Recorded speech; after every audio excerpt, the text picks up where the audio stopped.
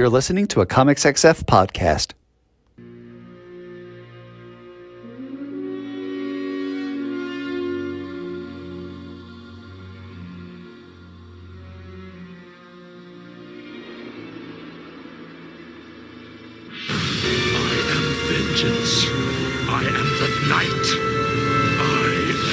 Matt Lazowitz, and welcome to this week's episode of BatChat with Matt and Will, a Batman ranking podcast, where each week my co-host Will Nevin and I dig into 3 Batman stories, discuss them, and rank them on the big board, thus creating a giant list of Batman stories from best to worst. Will, how are you tonight? Oh, I am doing okay, Matt. So, fun story. Well, not really fun, but mildly interesting. Tuesday morning run. It is alongside a fairly busy suburban road. Traffic is pretty good. So we go out for our 5 miles, and this is 5:30 in the morning. We go out for our 5 miles, and then as we come back on the side of the road, I notice this Stanley tumbler. You familiar with Stanleys? A little bit? Yeah, the big goddamn, Right. aluminum, like bang you in the the bread basket. Yeah, you can get your brain. whole day's worth of water in one kind Yeah. of deal. Yeah. Yeah. So I notice it just by the side of the road, and it's in fairly good shape. And I pick it up. I'm like eyeing it. All my friends are like, "Hey, you should just take it." So I took it. So I have a new Stanley tumbler. I also schedule Obsession for that afternoon. And my movie theater is such that we've got the big fancy Coke machines, right? The Cadillac of the Coke machine. Mm-hmm. I thought they would give me a little bit of business for walking in there with my big new Stanley tumbler. After I washed it, I washed it. Yeah, I was gonna say you thoroughly washed that thing. I'm Well, sure. I mean, let's be honest, not too generous. I wouldn't say thoroughly. It got soap and water. Okay. I lucked out. The previous owner on that day only had water in it, so that was good. So I walk into the theater with my Stanley. I thought they would at least say something like, "Sir, you cannot bring this full thermos into the theater." Didn't even acknowledge it. Didn't say anything. So I ordered my large corn and my large drink, and so I was able to double fist the movie. I had the large soda, and then I also filled up my Stanley. So it was a very hydrated movie experience. What did you think of Obsession? It was everything I could have possibly wanted for that film, for that genre, for that idea. I thought it was perfect. I mean, it certainly wasn't the best movie ever made, right? Not the best or greatest, but I thought for what it aimed to be, it was the best version of itself that it could have been. I thought that the performance from Nikki, our obsessed woman, was one of the best horror movie performances I have seen in years. Yes, the nuance there, the inner torment, perfect. Oh, yeah. Up there with Mia Goth's performance in Pearl. If you haven't seen it, excellent, excellent horror movie. And I'm not one of these people who's like, oh, I hate to see the animal die. Like, I know, especially in this case, the death of the cat is key to what is going on in the movie. But this is a done in one for me. I don't think I'm going to be able to go back and see it again, at least not without being able to fast forward through the stuff with the cat. That was both bizarre, right? There's no logical reason why anything with the cat happened. But it did quickly get at the fact that, oh, this is fucked up. Yes. The performances in general were good, but her performance was it's an all-timer. Like, holy crap, it's an all-timer. I saw that, and I saw Is God Is, which was good. Very good. I'm really curious. It started out as an off-Broadway play. I'm really curious to see how the play worked. We talk about this? I talked about Yeah, this. we did. We did. Look, Matt. How did we? Yeah. Oh, right, because we recorded on Saturday. My brain is When we do 3 episodes in a week, it all sort of blends together. And I forgot that we recorded. But you know what? If you don't hear the bonus episode, that was a little bit of what you might hear on the bonus episode if you sign up as a Patreon subscriber. It was a really good bonus episode. Yeah, We had a lot to talk about. did. And I also did get to see Crouching Tiger, Hidden Dragon on the big screen. Oh, that's nice. Gorgeous. I wish it had been a fully restored print and not just a decent, movie theater print. Like I wish it had been a nice 4K or even on the IMAX. It was just a standard print and it just looked really good. It was like really nice to see that on the big screen. I had some of the fellas over here Sunday because their wives, as apparently every white woman in America now, has started playing mahjong. So we're kind of like a mahjong widowers club. We watched The Killer, and that was quite the experience. Just like the pristine, uncut Hong Kong, gunplay. And I remember watching it and thinking how Troy Duffy like really did not understand how to do any of this when he did Boondock Saints. Like I could clearly see like the influences in that movie, but I'm like, man, you didn't know how to do any of this, but you tried. You tried. Dark Saints is one of those movies that I don't get. I don't get why it was what it was. Probably because I didn't see it until I was older. Maybe if I'd seen it in my early 20s, it'd been like, oh, sweet, look at this movie. But seeing it later, it's like, this thing is offensive and not that great to look at. So I don't know No. what the hubbub is here. If Willem Dafoe had not poured his every essence into it, I think it would have long been forgotten. Yes, I can absolutely agree with that. Why Willem Dafoe worked a tenth as hard as he did in that movie, I have no idea. Because he's an actor, man. And he enjoyed the $75 he made on that movie. Yeah. But no, Obsession was a great time. I really enjoyed that. Profoundly disturbing movie. Oh, yes. Oh, very much so. And the right ending. I don't think you could really end that any other way. You just tied everything up and it's a good spot. All right, Iris is looking to maybe hop. No, she's not. I thought she was going to hop into a canvas bag, but no, she's just walking out of the room. But, we actually do have, stories to discuss tonight. Oh, we have stories to discuss. Yes. Oh, but wait, actually, before Oh, that, oh, good news, everyone. oh. Let's say hi to our new Damian Wayne tier backer, L the Kaleidoscope Man. L the Kaleidoscope Man! I see so many wild and wonderful things.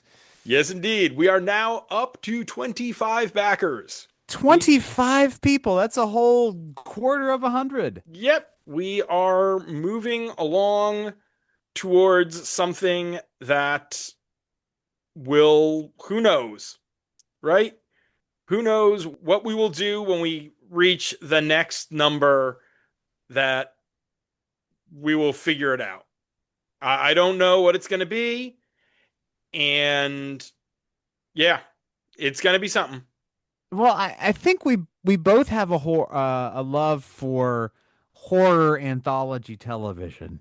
We do. We had the love for Star Trek. We did that at the first level. So maybe something Tales from the Crypt, Twilight Zone, Tales from the Dark Side, Outer Limits, etc., etc. Ooh, maybe we do a big special about some kind of horror anthology, like movies, like the Creep Shows or the Tales from the Dark Side Creep Show, movie. definitely. Yeah, the Creep Show. I bet we could put together. I've seen a ton of horror anthologies. I bet we could put together a good episode ranking various wild horror anthology movies. Yeah. Yeah, we'll figure that out. We'll figure that out and we'll get a number and we'll get back to you all about that. Maybe we can get some more of you to come on and so you can hear about us ranking. There's a Stephen King one other than Creep Shows, is another anthology movie. Yeah, I'll remember it when I'm not thinking about it because now I'm thinking about it too hard. And we got Tales from the Hood out there. Yeah, one that's interesting is Trick or Treat, which is it's an anthology, but it's like linked narratives. Like you're moving in between these different narratives, and they kind of connect and then diverge. It's fun. And we could talk about Twilight Zone, where they actually fucking killed people in that movie. Oh yeah, fuck you, John Landis. But now we actually should get on to the stories. This week, it's our annual Pride episode. So we're reading stories featuring queer members of the Bat family. Just for the hell of it, we're actually going to go in reverse chronological order tonight. How sneaky, Matthew. Just because I kind of like starting with the anthologies when it comes to these. So we're going to start with DC Pride 2021. This isn't one of DC's big anthologies, so we'll talk about the creative teams as we talk about the stories, but it is edited by Jessica Chen, Chris Conroy, Diego Lopez, Michael McAllister, and Andrea Shea. The cover date is August of 2021. A collection of stories featuring queer DC Comics characters, including Batman family characters Batwoman, The Question, Harley Quinn, and Poison Ivy. This is the first of DC's big Pride anthologies. We've already done the 2022 one, the one with the Kevin Conroy story that is one of the like completely incredible, heartbreaking, amazing anthology stories of all time. This first one's good. There's a bunch of good stories in here. It seems to get a little soft, maybe on the back end, as we look at the more, for lack of a better word, obscure characters. Yes. One of the later stories is one I really enjoyed, but I think that might be affection for the characters involved more than anything else. But I think quite possibly that the first story, the Batwoman story, Wrong Side of the Looking Glass, with James Tynion IV and Trung Le Nguyen, might be the best story in the book. I also like the Constantine story. Yes, that was fun. I think that Conceptually, that had a nice idea, like queer heroes teaming up to stop a vampire from altering history and literal gay erasure. a I thought Nazi that was a vampire. fucking Nazi vampires. God damn it. I thought That's that was a really cool idea. That story is by the Victors from Steve Orlando and Stephen Byrne. Steve Orlando, he wrote the Midnighter series, which is the series that took the character Extraño, who appears here, who is DC's first out gay super character, who was a bad stereotype in the 80s, and really took that character and fleshed them out and made them a full character. Steve Orlando has never met a deep cut that he doesn't love. And more power to him, whether it's in his DC work or his Marvel work. Steve Orlando loves an obscure character. And Extraño telling the story of the time he teamed up with Midnighter to fight a Nazi vampire is a great story. Yeah, that was a lot of fun. I loved Tynion's narration in that Batwoman story. You could really sense his personal queerness. Yes. And his own struggles with identity. It's really in there. And the thing that I liked about the story is it's very clearly about being queer, but it could be any marginalized person who looks in the mirror and sees that they're different. Yeah. It's the paradox that the specific can make things more universal, and they get to punch the Mad Hatter. Mad Hatter should always be punched. Yes, the only Bat villain who might deserve to be punched more than Eddie. Yeah. And he is being a super creep in this story. I liked Vita Ayala and Skylar Patridge's Try the Girl, the Montoya story. Oh, that was a lot of fun too. That was a great story. It was a lot of fun. I wish that Vita had a chance to write more Renee because they Oh. really got Renee's voice. The fact that Renee winds up kissing the woman that she saves, there's queerness in the story, but it's not a story about being queer. It is a story that happens to feature queer characters, which I actually think is kind of nice. For these Yeah, anthologies are always about, and I'm not saying there's anything wrong with them being about the queer experience, but it's cool that this is a story that just happens to feature queer characters. and that was something that Mark Andrico in his foreword to this really pointed out. Like, this is not an anthology of characters, and their queerness. This is an anthology of characters who happen to be queer. And that really set the tone for this. And I thought that was nice. One story that was very much about queerness that I think that worked for me, again because of an affection for the character, was He's the Light of My Life, Sam Johns and Klaus Jansson's Green Lantern and Obsidian Oh, story. oh, Yeah, that was beautifully done. And hey, Alan Scott is a Gotham character. He counts. he absolutely does count. There was a lot of mythos like layered on top of that.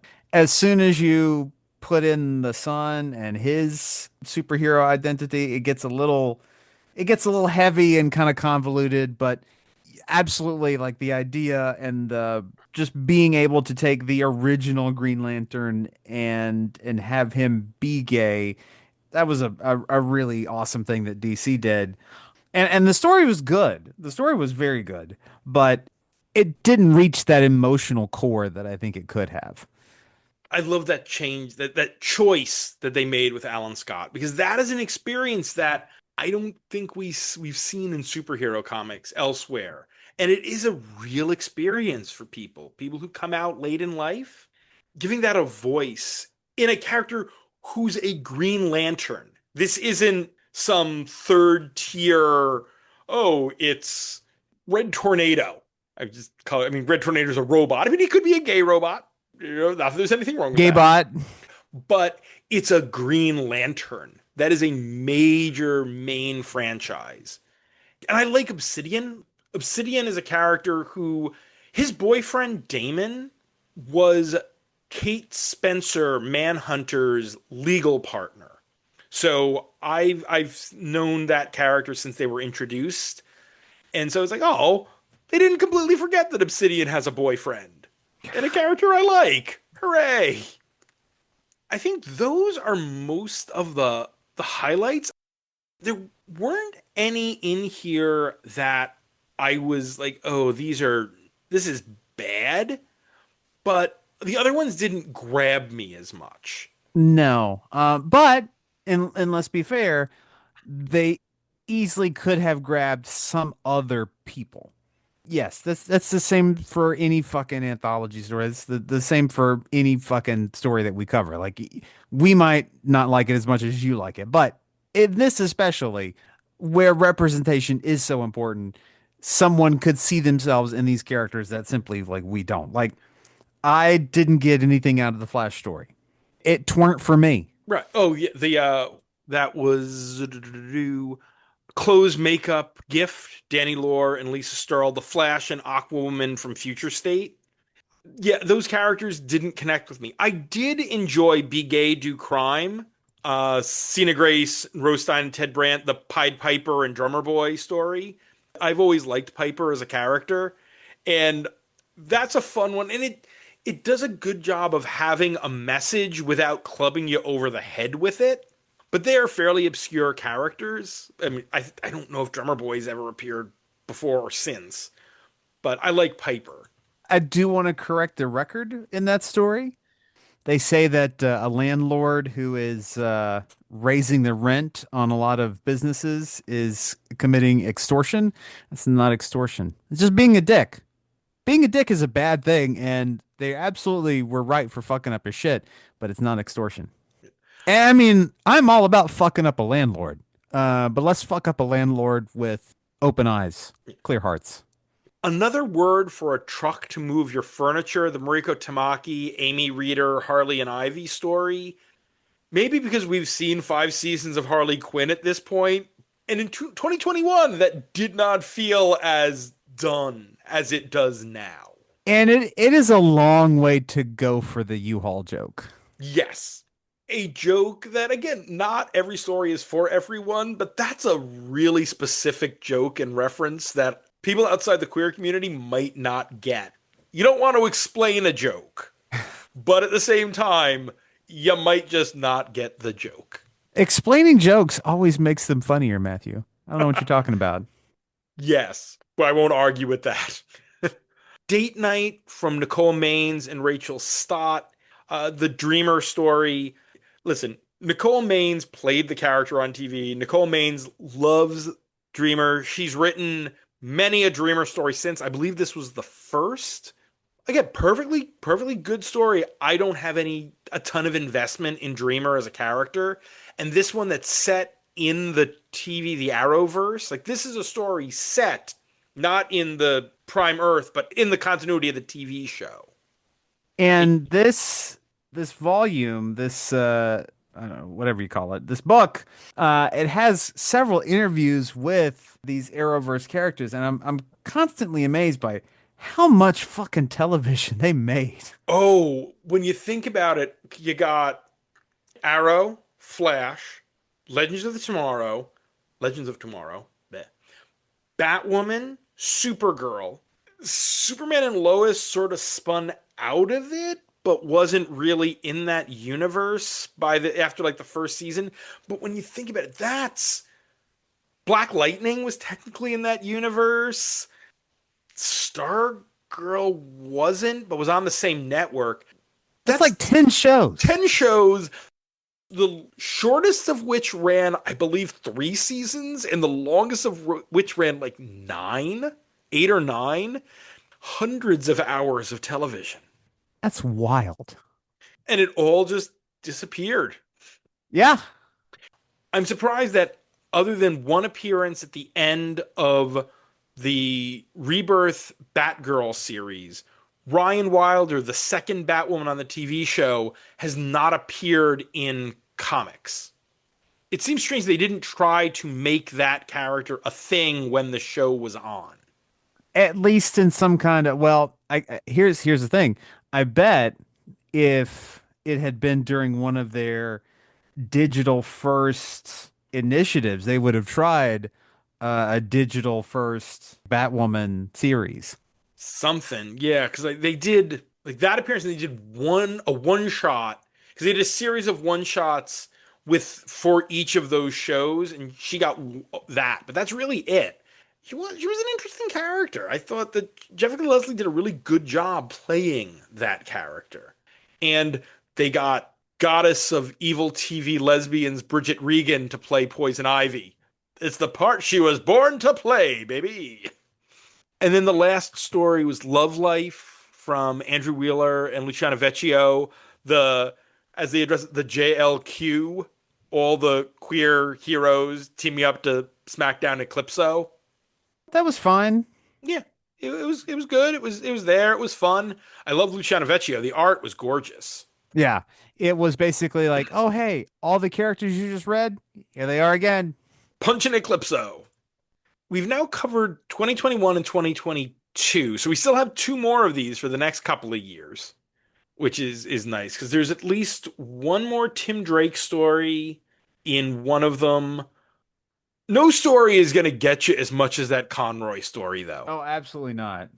Phil Jimenez does a nice autobiographical piece in one, but it doesn't hit me the same way that Conroy one did.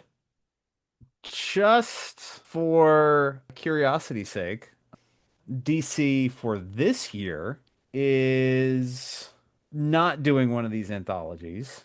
Yeah, they're doing a mini series. Yeah.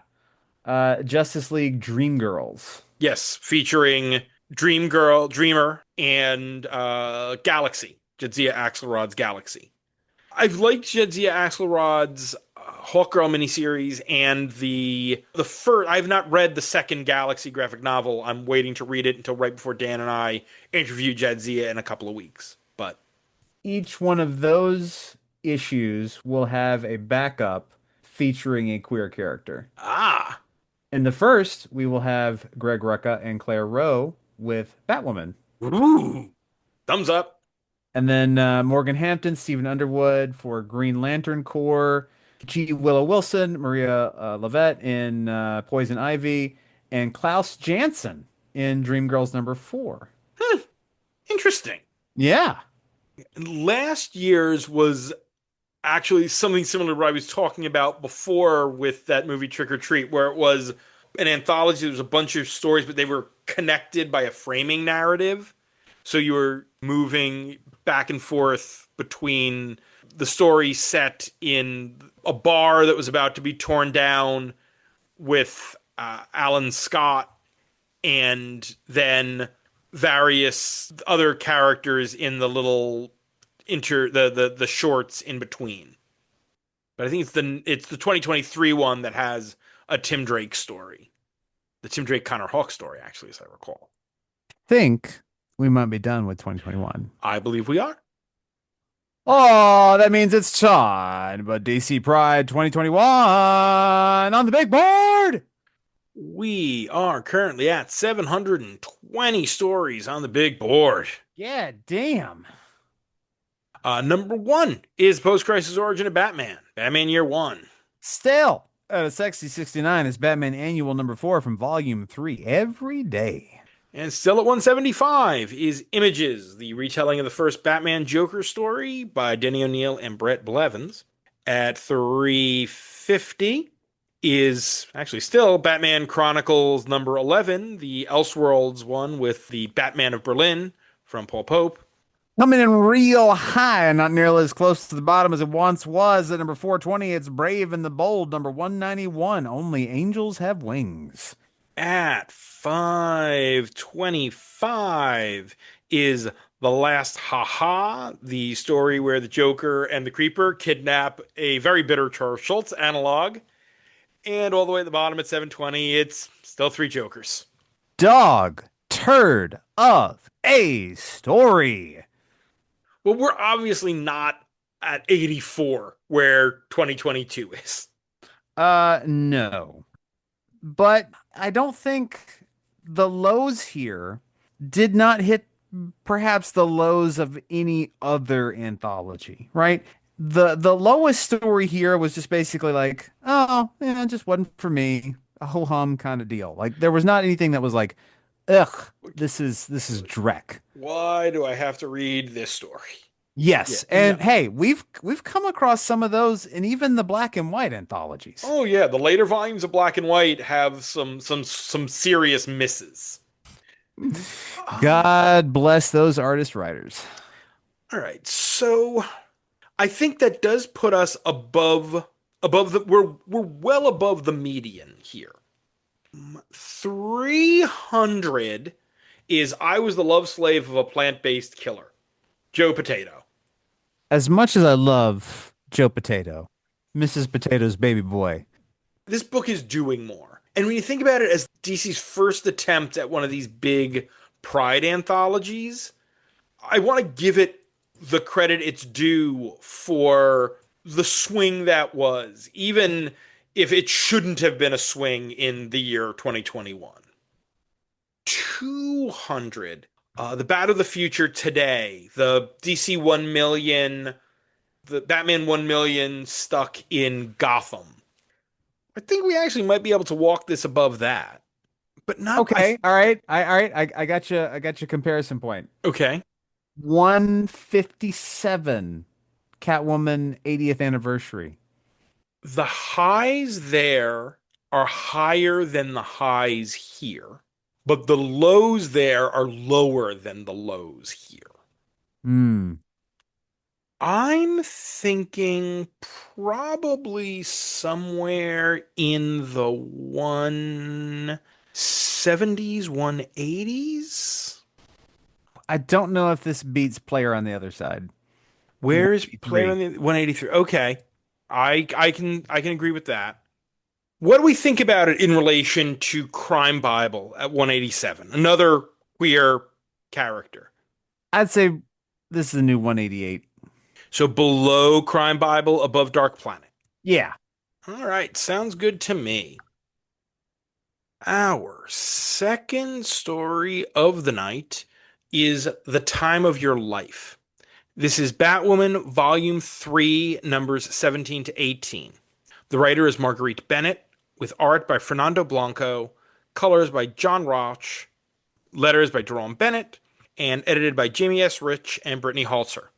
The cover dates are September to October of 2018. A new drug being sold by clockwork automatons is on the streets of Gotham. Batwoman is drawn into a case with her ex, Detective Renee Montoya. They must work together to stop the villain behind the scheme and hope that time is on their side. Oh, Matthew. Come here for the Batman, stay for the wordplay. Oh, nice to have a one true pairing story. It is. And a story that sadly is one of the things that I think we are going to we've lost with the reboot of Batwoman. Hey, I haven't read, but I read the solicit. Renee's in the issue that we're going to take up tomorrow. She is. There were definitely mentions of them trying to get back together and it not working in the Alex Segura All Along the Watchtower question miniseries. So this was sort of addressed there. But I like Kate and Renee as a couple. They're a train wreck. They are a giant train wreck. But I think they work really well together. This is just, I will say, the first of two stories tonight, this and the next, by Marguerite Bennett. And coincidentally, she has a new book that dropped today as we record, co-writing with James Tynion, a creator-owned book over at Image, Odin. Huh. Because Tynion and Bennett co-wrote the first arc or two of this volume of Batwoman as it spun out of the Tynion detective.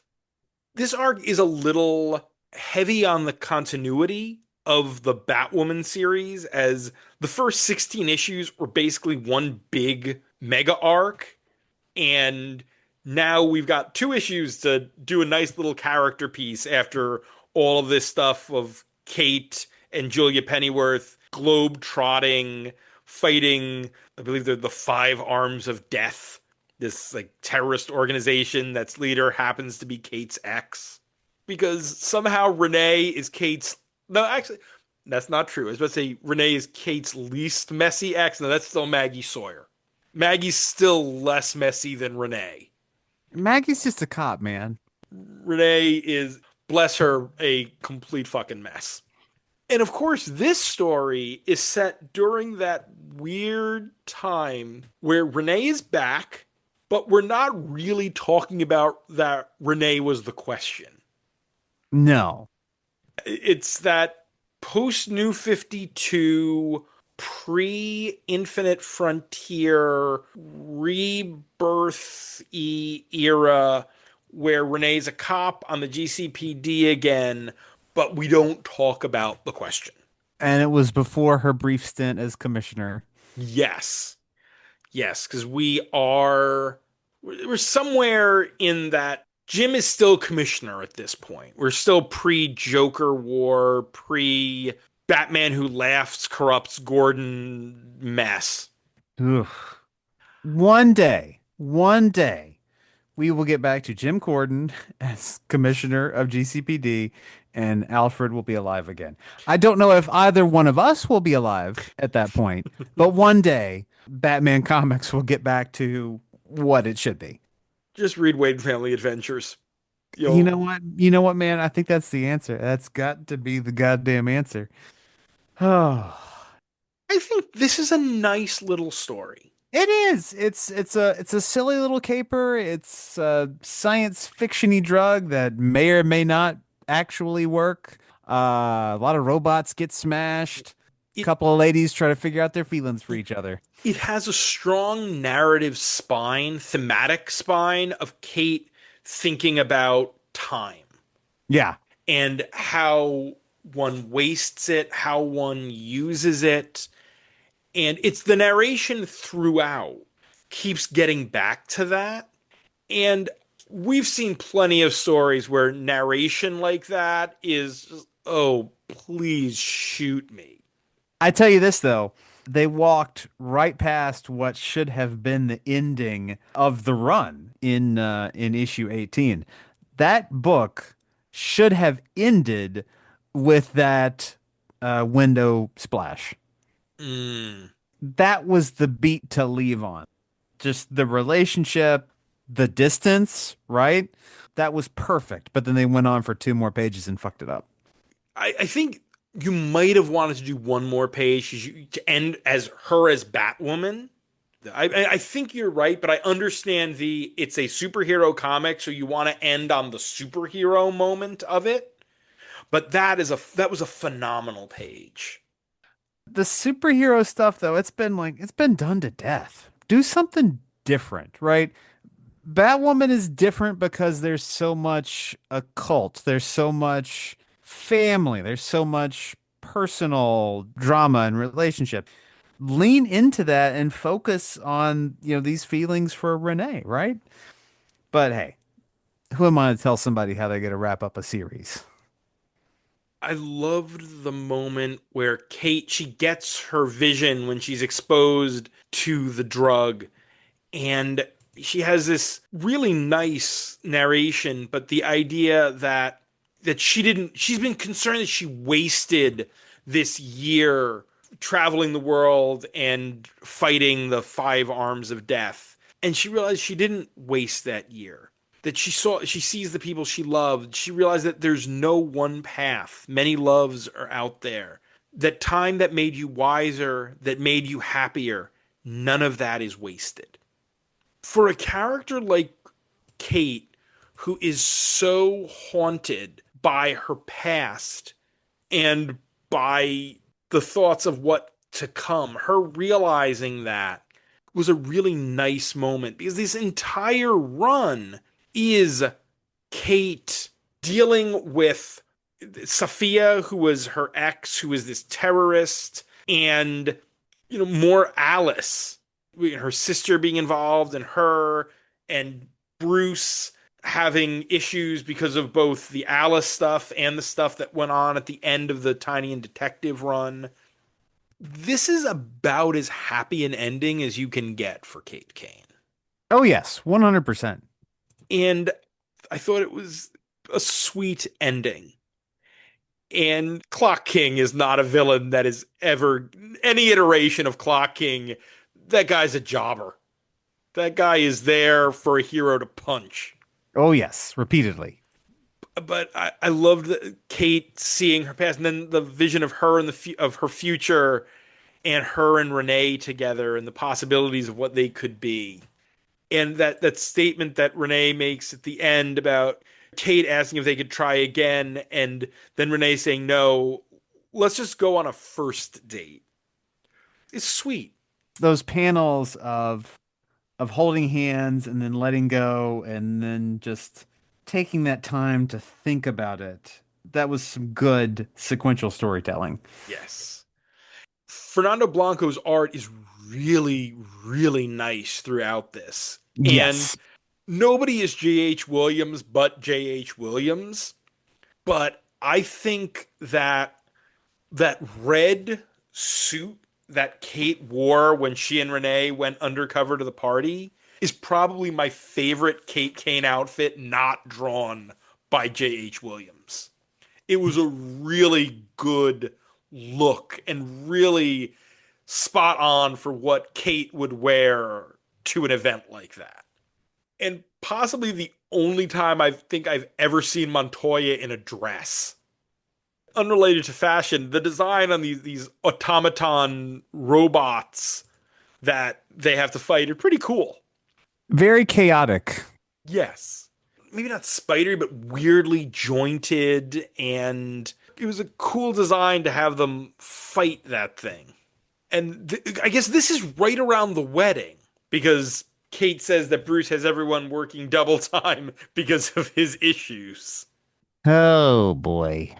Some of the house ads for this week were wild.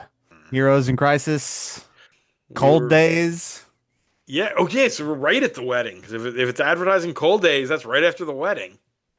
It's a shame that a lot of the ideas that Tynion and I guess Bennett after came up with, Tynion with the tower and all the Tim Drake tech in there, and here Kate having the cold storage where you can put a piece of evidence in and it will run it against all of the weird, uncatalogued other evidence that they've discovered and make connections. Like, that's a cool idea. Oh, this gear, the gear from the automaton, is similar to a gear from this pocket watch, which was owned by Clock King. So, Well, there you go. yeah, Crime solved. you still have to find Clock King. Well, that can't be too hard. Not to be confused with Harley Quinn favorite Cock King. Ew. Ew. He's a giant chicken man. This is a beautiful, fun story.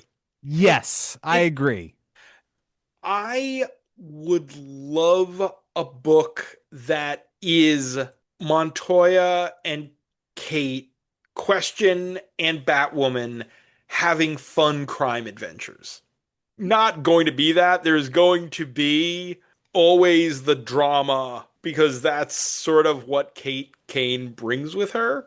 But every now and then, a story like this, or granted, the All Along the Watchtower was a big, crazy sci-fi story, but the two of them were just having a fun adventure together. And I think that Kate could use some more fun adventures.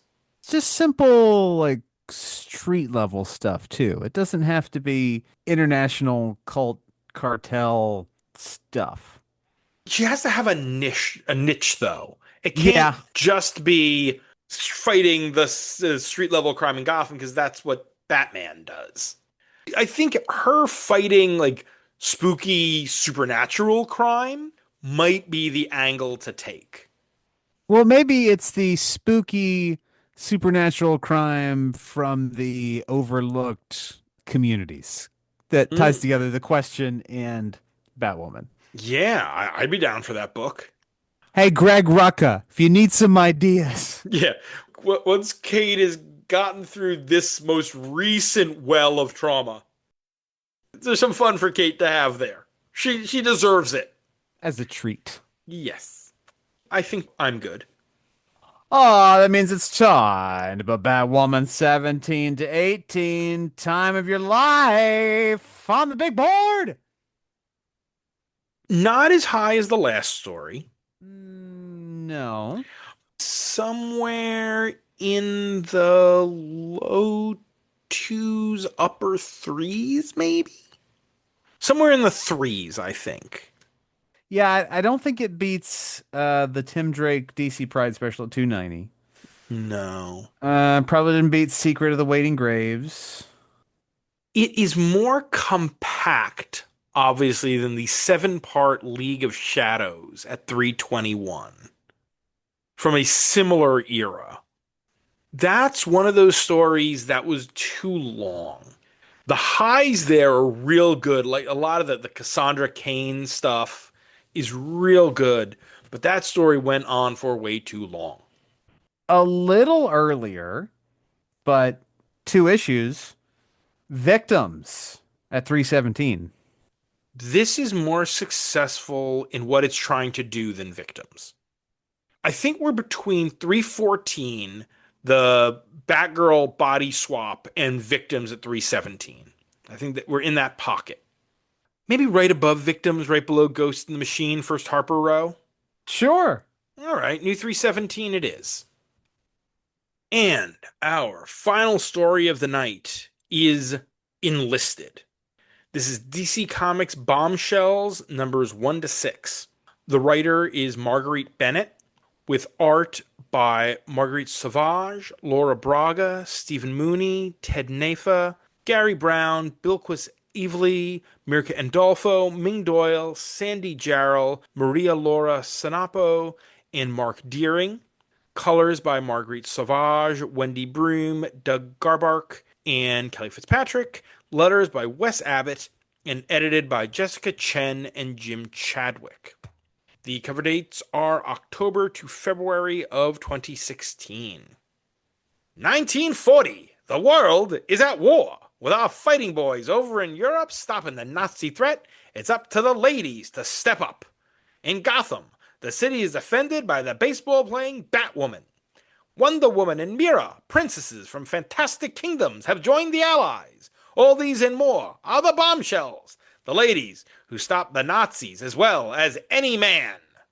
Oh, the humanity! Every character in this book needs to speak with the mid-Atlantic 40s movie accent. Oh, 100%. I'm gonna be real honest. Right here in the beginning, the pacing of this book is shit. This was a digital first. Yeah. And it's very obvious that this was a digital first. I mentioned just two of the plots there, but so there's Batwoman, there is Wonder Woman and Mira, there is Stargirl and Supergirl, there is Zatanna, there's Harley and Ivy. That's all the ones that we get in here, right? Joker's daughter. Oh, Joker's daughter and Zatanna. They're tied together. Constantine. Constantine's in there too, yeah. Constant Bun. I enjoy Constant Bun. The way this is structured is very messy. I wish that it feels like they decided to not do two chapters back to back featuring the same characters. And that makes it very all over the place. And some of these stories I care about way more than others. Oh yeah.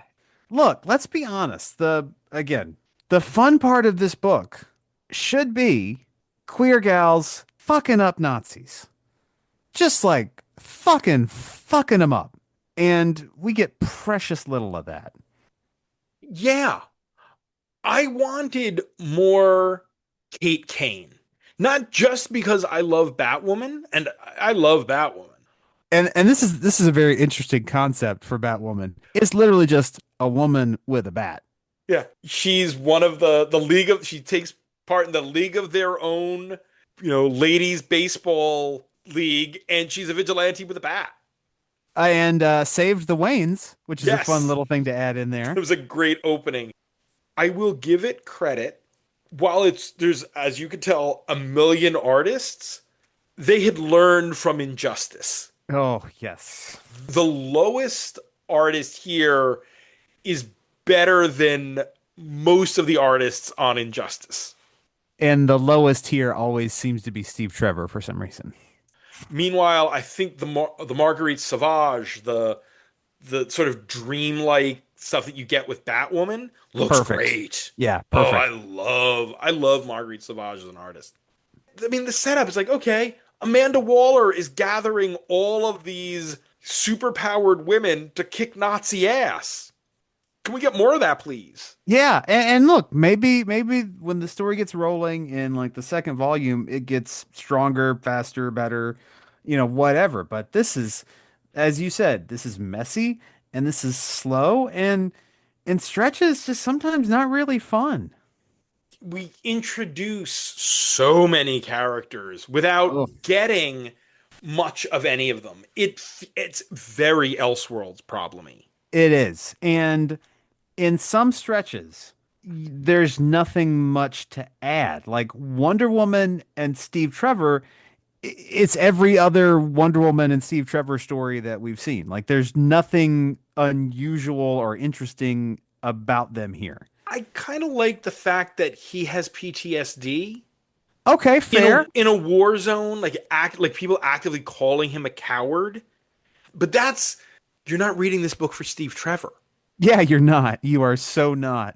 You're reading this book for Wonder Woman. And I wish we had really leaned into that I save the Waynes kind of ethos and just said, all right, not going to be a single goddamn man as a leading character or hero in this book.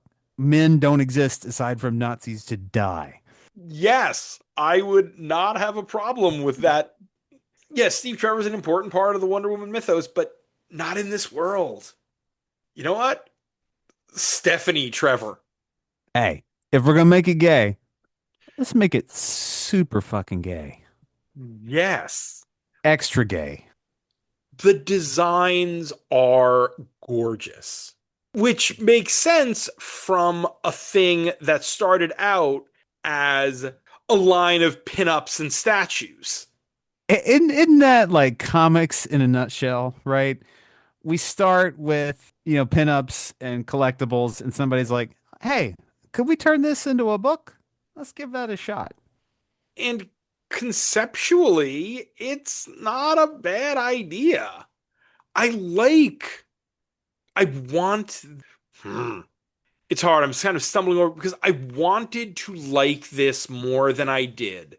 Yeah, And when I liked it, I really liked it. But I don't care about the Soviet super soldiers of Supergirl and Stargirl. I don't care about how the Soviets are fucking them over. And I wish I've been listening to this audiobook that has made the point of Soviets did a lot, most of the fighting and dying in World War II. Oh, yeah. I wish this had just been a cleaner story of the Soviet superheroes fighting the Nazis instead of the Soviet superheroes also fighting their own government because, oh, yes, Soviets have to be bad guys all the time. And it's Not to stand up for the Soviets, go America, Wolverines forever, but it seemed a little needless here. and Anton Arcane of all the villains, like why did you so you could have the swamp thing show up at the end? Oh, I fucking forgot about Swamp Thing. That was excessive. Yeah, again, Elseworlds problem. I thought she was fun, but Huntress didn't need to show up at the very end of the Batwoman story. Again, it was No, one more character. I liked Selena as the Italian countess thief. And Luthor makes sense because that's one of those things that people here in the US tend to whitewash. A lot of our business people were very much like, let's give these Germans a shot. Maybe they've got some good ideas. They're keeping the trains running on time.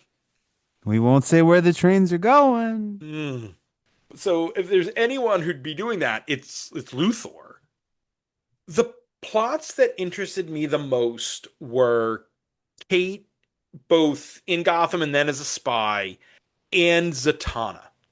But we didn't get the stuff with Zatanna that I wanted to see explored more. It's a lot of mystical mumbo jumbo that is, I'm sure, going to become a big deal. Because I didn't, as with a lot of the digital first stuff, I haven't read this. But the Nazis have summoned a demon, Joker's daughter is a Nazi, etc. Oh, I forgot all about the demon stuff. That's, I'm sure, what they're all going to wind up fighting in the next volume. They're going to be fighting the Tenebrae. But This the thing was really just overthought. very, very busy. But the idea that Zatanna is half Romany, half Jew, who is surviving under the patronage of the Joker's daughter, who's a Nazi, there's so much there. And that's pretty fucked up. Yeah. And that she's turned John Constantine into a talking, smoking rabbit. That's great. She's got a talking, smoking John Constantine rabbit sidekick. Love it. More, please. Other than the fact that they are popular characters, and granted, they don't show up until towards the end as it is, but we could have not introduced Harley and Ivy just yet and spent more time fleshing out all the other things that are going on. Especially when Harley's introduction was so messy and so very confusing. And I remember when I cracked open this book as it was coming out, like what, 15 years ago now? However long it was. Not that long. 10-ish? What did I say? The print was released October 2015 through February of 2016. So probably mid 2015. So 10-ish years ago. Because again, I thought it was a fun concept, and I tried reading it, and there's so very little flow here because of the cuts, and we don't spend time really with these characters. We're rushing to introduce the next one. Some of the story beats just don't make any sense. Wonder Woman stands up and says, hey, don't execute these Nazis. And an American general says, okay, we're going to lock up Wonder Woman for stopping us from doing war crimes. Yeah. It felt like that General Lane was carrying the idiot ball there. Yeah, They needed absolutely. it so Diana could break out of the prison and have a cool moment. And now I did like at the end of this arc, we very purposefully do we're getting the team together with the logos and all that. Like, oh, okay, that's kind of cute. I like that. Yeah, and by that point, nearly everybody is working for Waller, even if they're not all together yet. And we get a final like Joker's daughter, mwahaha, evil moment. I like how, she hasn't cut off her face yet, question mark. Or no, well, she's not wearing, Joker's cut off face, but we do focus on what I presume to be her tobacco teeth, that they're very gross. Yeah, Joker's daughter is gross regardless of how. She finds a way to be gross. Life finds a way. There was too much going on here. And again, Elseworld's problem. Chandra solving? Now, remind me that name. Where did that come up?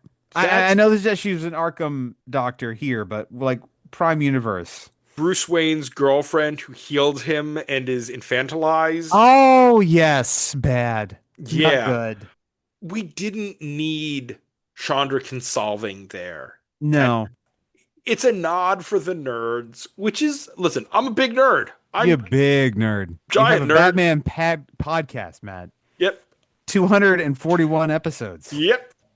But it felt like there were any number of ways we could have gotten Harley to snap, to become Harley Quinn again. Oh, speaking of episodes, congratulations on 400 over at Comics XF Interview. Thank you very much. Much appreciated. Almost 650 episodes of comics podcast, Matt. Oh, more because we got bonus episodes. Oh, oh boy. A lot of podcasting under your belt. I have spent a lot of time podcasting. But yeah, I think I agree with what you said that we needed more Nazi punching in this story. Do people not understand? That's all I want out of a text, out of a movie. Sisu is the prime example of just murder the Nazis. That's all you got to do. I wouldn't even minded some more like of the Kate Kane's background, fighting in the Spanish Civil War and being an adventurer in the 20s. This is a pulp concept. Yes. Let this be a pulp. So much of this is so dire. I like the idea of, okay, Steve Trevor with the PTSD. I thought that was at least doing something a little different, but that's not what I signed up for here. Supergirl and Stargirl fighting with the corrupt Soviet officials. It's like that's not what I signed up for. I want this to be a pulp adventure. Batwoman is that throughout. Batwoman is okay, she's in Gotham and she's fighting mobsters, then she's going undercover in Berlin. Like, she's doing the pulp adventure thing.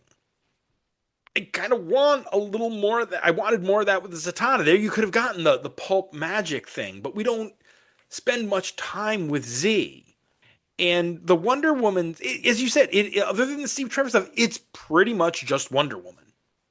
She's got a bombshellsy costume, but it's just doing all the Wonder Woman stuff. She's hanging out with Mira. That's the biggest difference. She and the Princess of Atlantis are BFFs, and Mira helps Diana get away. That's the only difference between a tinker to the origin rather than the story being that different.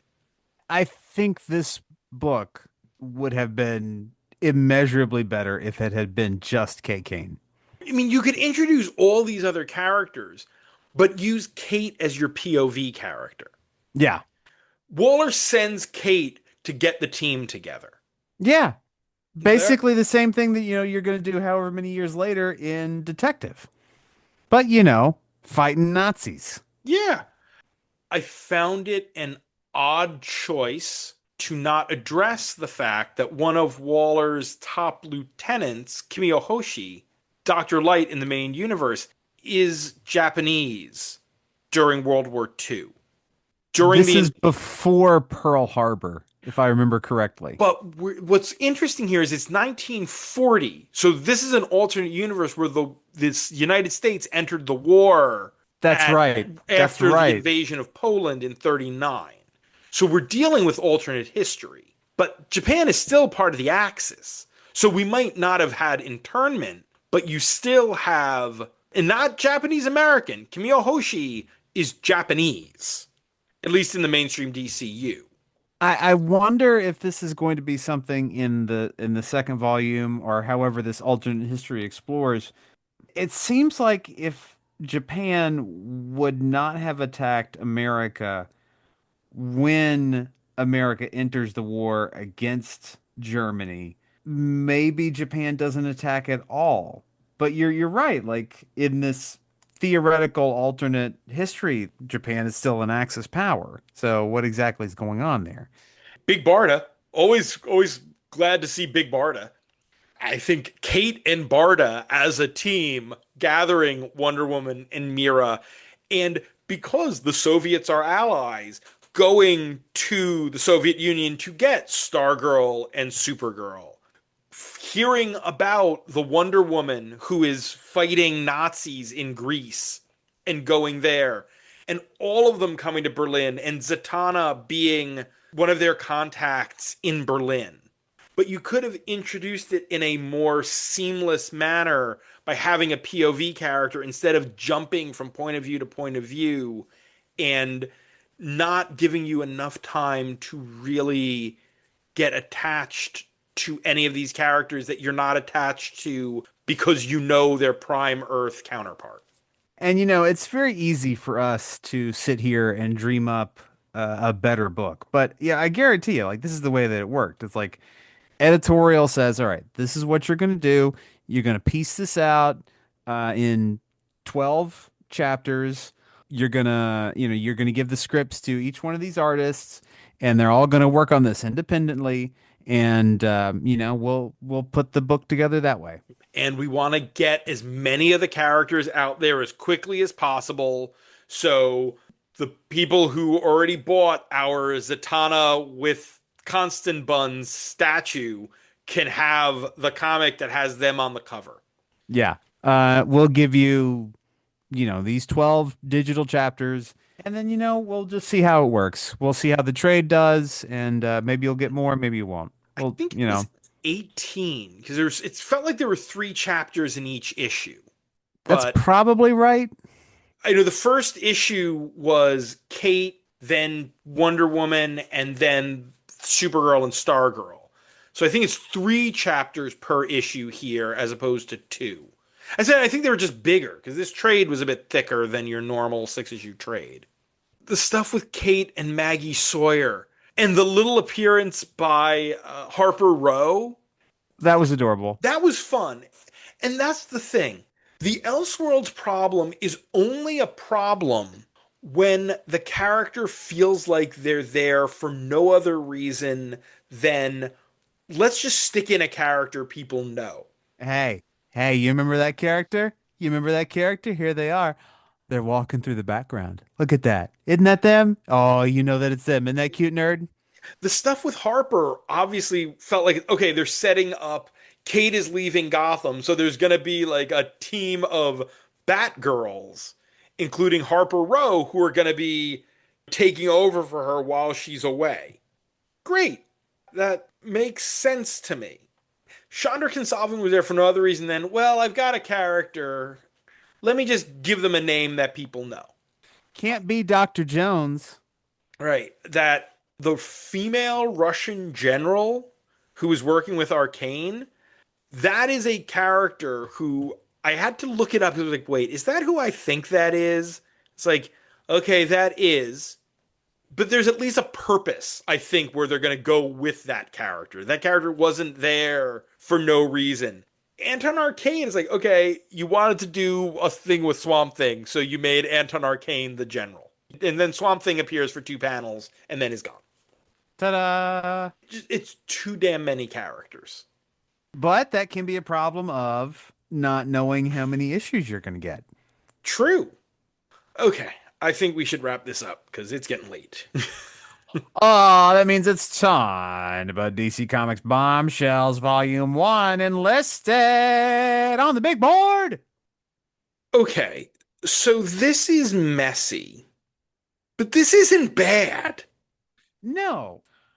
The art is better than Injustice by far, Leaps and bounds. but Injustice is better able to tell a cohesive story. Injustice, every now and then you'd get a chapter focusing on another character, but the stage had been set before you got, oh, here's a chapter about Billy Batson, or here's a chapter about the Flash.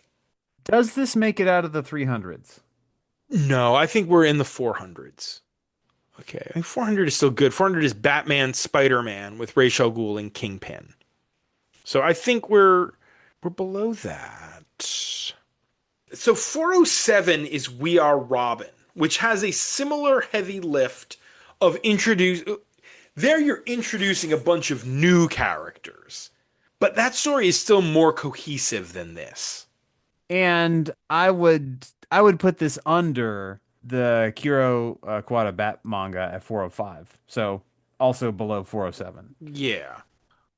I'm gonna give you a number. Give me a number. The new 424 above Batman Predator 2.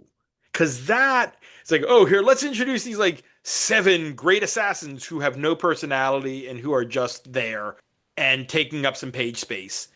But this does a better job of introducing the characters. I just wish it had been done in a better way. I will say I do want to know what happens next. I would like to see, once all these characters come together, where we go with all of them in one place. My problems with this were not oh God, I don't want to go anywhere near this thing again. That's very true. But I think this is going to get better when it's able to focus a little more. And punch some goddamn Nazis. Yes. And I don't say that just here. I say that anywhere. Punch some goddamn Nazis. Punch your local Nazi. Yes, please. But hey, that does it for tonight. Next week, Jason Todd Backer, Kyle Still wanted us to talk about some Batman and Robin, specifically the Death of the Family crossover issues. So we're reading the Death of the Family arcs from Scott Snyder's Batman run, as well as the one from Batman and Robin and Detective Comics. Back into the new 52, baby. Remember, you can support the podcast on Patreon at patreon.com/batchat with Matt and Will, where you can get shoutouts, bonus content, pick a story, and even come on the show.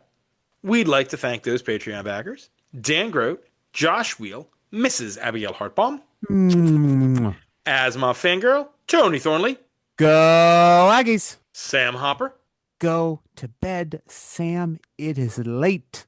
John Wickham, John, you beautiful bubby, you. Tim Rooney, Giorgio Sergioli, David Wheel, World's Greatest Gray Belt. Alexander Wheel, Matt McThorne, McThorny. Dan Offer, Danny boy, the pipes are calling. Nate Randell, Daniel Mosley, Ross Holmes, Mr. Random Ace. Will Crisp, Me compadre. Carlos Cordova, Jordan Jennings, Charlie Etheridge Nunn, Sean Chambly, The Final Wraith, Oh, the scariest Wraith. Kyle Still, Still the one. Carolyn Smith, Sweet Caroline. and El the Kaleidoscope Man I see the wild and wonderful things. for their support. This show is available on Apple Podcasts, Spotify, Amazon Music/Audible, YouTube Music, Podbean, and on comicsxf.com, where new episodes drop every Thursday. You can find me on Blue Sky, where I talk about comics and random things, and Letterboxd, where I review all the movies I watch, both at MattLaz1013. And I wanted to say this being the Pride episode, this episode is dedicated to anyone who felt like they had to hide themselves, who felt like they couldn't be the genuine person they weren't, or they were meant to be. We see you, and you are not too much for this world. Hear, So hear. God bless you. But yes, you can find me at the Bad Place and the Good Place at Will Nevin, and on Goodreads at Will Nevin. I am going to crack open an ice cold diet ginger ale, and I'm going to read more of Theo of Golden because I got to get through that goddamn book by Sunday. Shit, it is bad, but that's okay. It's all right. I'm going to survive. Good night, Huntsville. And be sure to visit ComicsXF at comicsxf.com or ComicsXF on Blue Sky for our weekly Friday BatChat roundup of new Bat books. For my other show, the Comics XF Interview Podcast, now celebrating over 400 episodes, where my longtime best friend Dan Grote and I interview comics creators, retailers, publishers, journalists, and other related tradespeople, as well as all the other stuff Will and I are writing. And stay safe out there, folks. Gotham is not a place to be after dark.